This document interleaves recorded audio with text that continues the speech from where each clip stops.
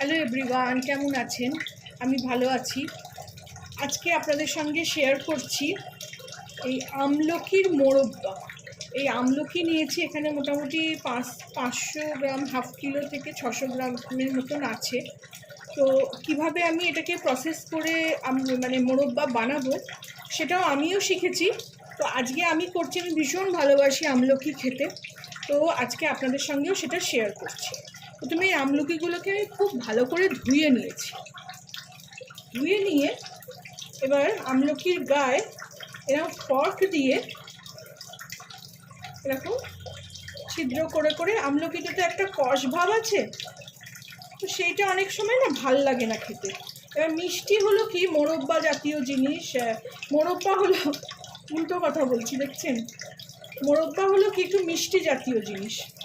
মিষ্টি জাতীয় জিনিসে কষটা খুব একটা ভালো লাগে না। তো ওই জন্য এইভাবে ফর্ক দিয়ে গেঁথে গেঁথে আমি এটাকে আজকে সারা রাতের জন্য জলে ভিজিয়ে রেখে দেবো। আর এই জলটাও খুব উপকারী, কারণ যেহেতু আমলকি খুব একটা ভিটামিন জিনিস, ভিটামিন সি আছে এতে, তো সেই জন্যই জলটাও খুব ভালো পেটের জন্য, গ্যাস অম্বলের জন্য। এইভাবে দেখুন, ফর্ক দিয়ে দিয়ে এটার গায়ে আমি গেঁথে গেঁথে এর মধ্যে ডুবিয়ে দিচ্ছি। এইভাবে আমি সবগুলো করে নিয়ে ফিরছি। একটু হাতের লাগবে, জোর লাগবে, কারণ কাঁচা, তো কাঁচা মানে এটা শক্ত। খুব ভালো করে ধুয়ে নিতে হবে। বাজারের জিনিস, বাজারে এখন খুব আমলকি পাওয়া যাচ্ছে, দামটাও একটু সস্তা। তো এইভাবে আমি করে নিয়ে ফিরছি।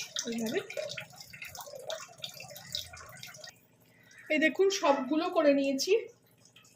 এইবার এটাকে না একবার একটু ধুয়ে নেব, ধুয়ে নিয়ে আবার এইভাবেই জলে ভর্তি করে সারা রাত ধরে আমি ভিজিয়ে রাখবো। আমি ধুয়ে নিয়ে ফিরছি।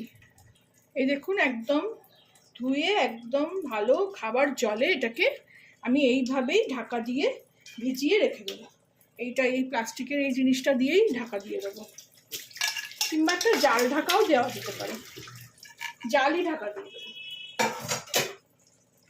দিয়ে আবার আপনাদের সঙ্গে দেখা হবে এই রেসিপি নিয়ে কালকে।